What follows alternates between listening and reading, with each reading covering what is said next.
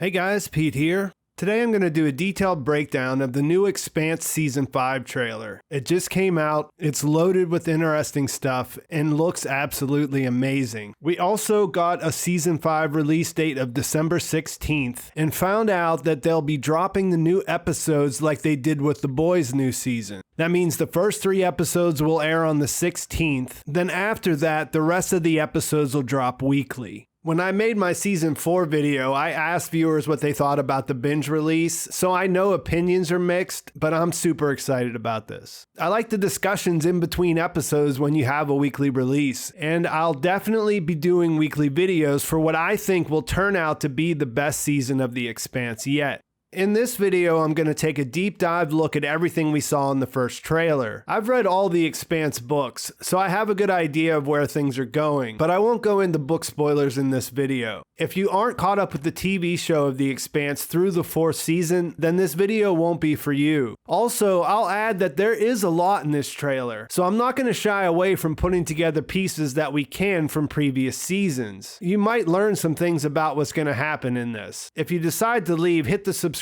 button on the way out though, because I will be making videos to recap and discuss each episode and have some other ones planned to put out between now and the beginning of the season. With all that out of the way, let's get into it.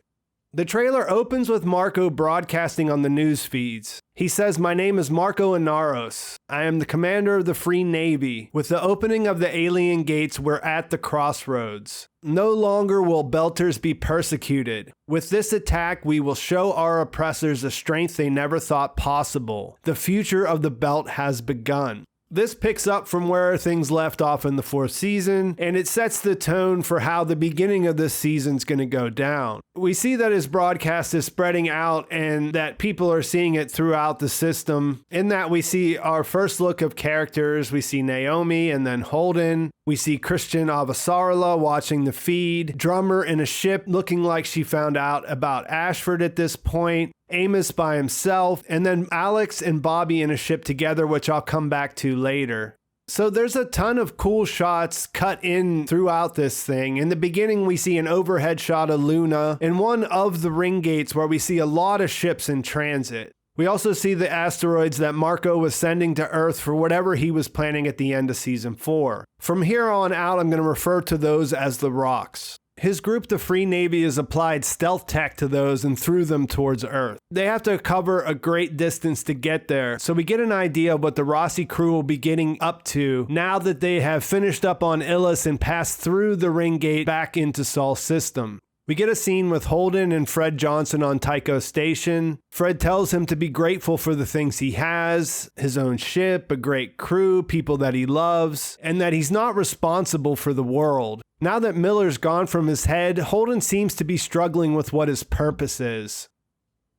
Then we see a transport ship landing on Luna and learn from Avasarala that Amos is going back to Earth. It's nice to see these two in a room together, and when she asks him why he's going, he just says, "I have personal business in Baltimore." In the next scene, we see him on the ground to know that he made it. Later, we see him meet someone at an apartment who says, "I was always waiting for you to turn up." The takeaway here is that we'll be learning about Amos's life before he left Earth, and some of how he came to be who he is. We also get some shots of him traveling through deserted areas on the surface. They only show us long shots, so you can't see what's going on, but he's with someone else. Since they seem to want to keep this character's identity secret, I won't say who it is, but book readers know. We also see him in a fight with a couple of guys where his opponent lunges at him with a knife. Based on the books, I think this is something that happens in the ship on the way back to Earth. In the voiceover, Amos says, "This world is messed up. Float to the top or sink to the bottom. Everything in the middle's a churn."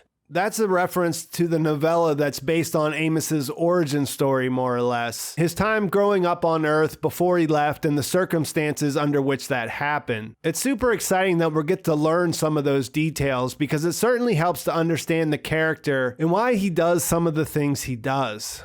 There's another interesting shot of him holding a rifle with some new characters that looks like it also takes place on Earth. As you can see, this is a solo mission for him. The crew of the Rossi will be splitting up, going in different directions this season.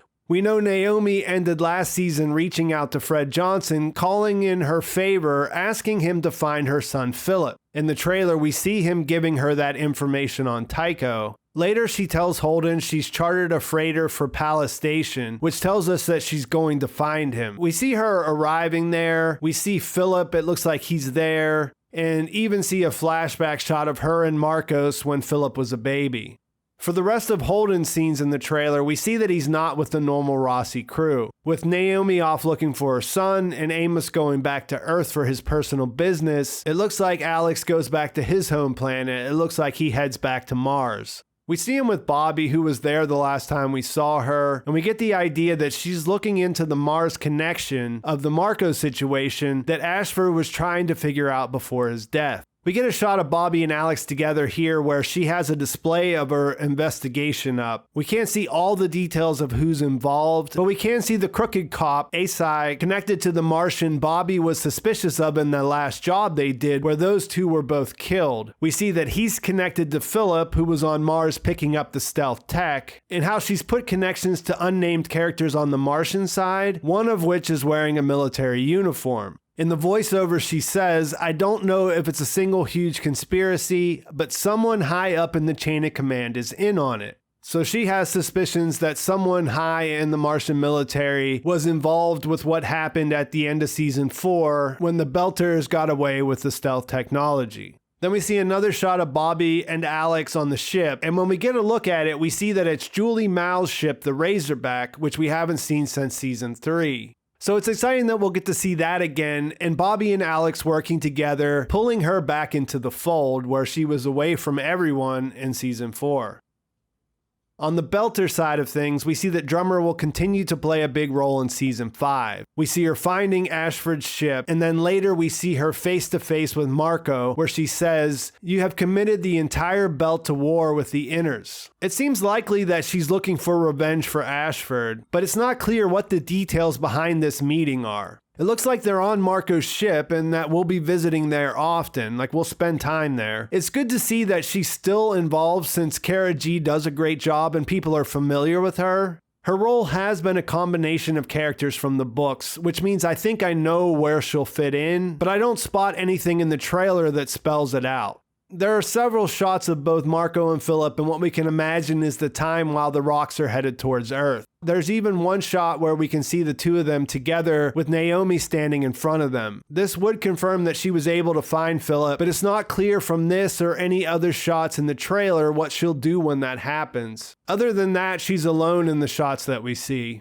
Obviously, the big cliffhanger from last season is what Marco's plan actually is and whether or not he'll be able to pull it off. In the trailer, we get the idea that there'll be time for a lot to transpire from when he launched the rocks until when they arrive. In this shot, we see that it says time to impact 12 days, 7 hours, 13 minutes, with the coordinates being off the coast of Africa. If I had to guess, the rock story will likely reach its conclusion around the end of the 3rd episode, considering how much happens after that.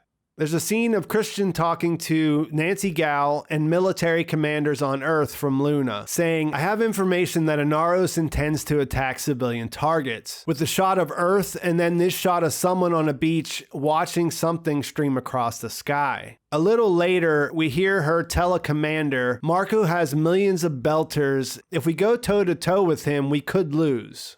Most of the shots we see her in look like she stays on Luna, aka the moon, which in the Expanse's timeline has about 1 billion people on it. It's the point between Earth and system travel, which is why she ran into Amos on his way down to the planet.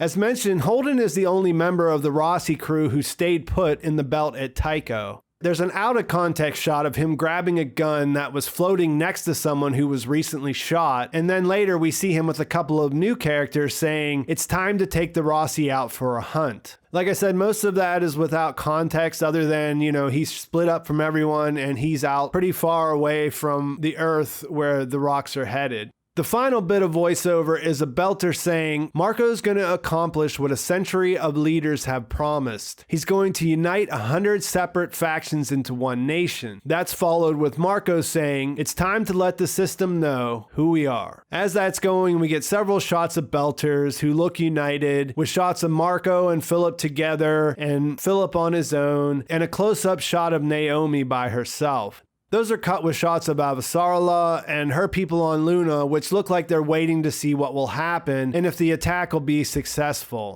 So a lot of crazy stuff there to get us hyped up. Some other interesting shots that were mixed in there. The character that greets Amos in Baltimore is an actor you might recognize if you watch The Wire, which is kind of funny since that show took place in Baltimore as well.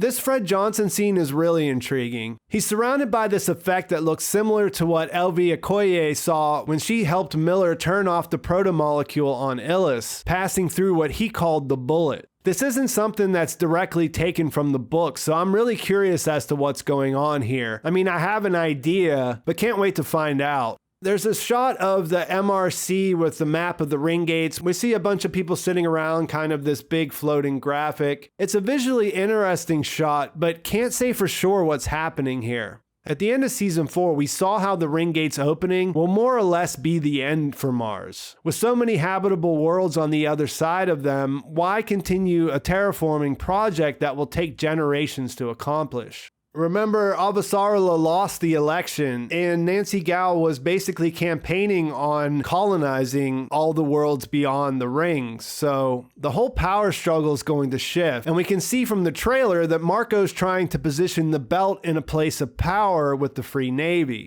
There are several shots of the rocks. We see what looks like them breaking up at different points and perhaps entering atmosphere. What happens with them is the big mystery of the first part of the season. So one thing I thought stood out from the trailer is how exciting that's going to kind of be with that ticking clock situation and all these other characters moving around. Because obviously the characters don't really know what's happening, but as viewers we will. So that'll be a lot of fun to watch. I don't know about you, but I can't wait until December 16th. Let me know in the comments what you think about the Season 5 trailer and what you're most excited about. If you've read the books, that's awesome, but don't be a jerk and give the story away. You know, I'm a huge fan of the books and the show. I'd be glad to discuss book stuff, but just mark the comments with spoilers so that you don't ruin anything for anyone else. I'm going to leave it there. Let's pick it up in the comments. Please like this video if you enjoyed it. Please subscribe to my channel if you haven't already. As I mentioned, I'll be doing a ton of Expanse videos between now and the end of this season. If you thought Season 4 was a little bit of a drag compared to the first 3, I would say definitely stick in there. This is going to be a much different season and a lot of stuff's going to happen. Nothing's going to be the same. So thanks for watching and I'll talk to you soon.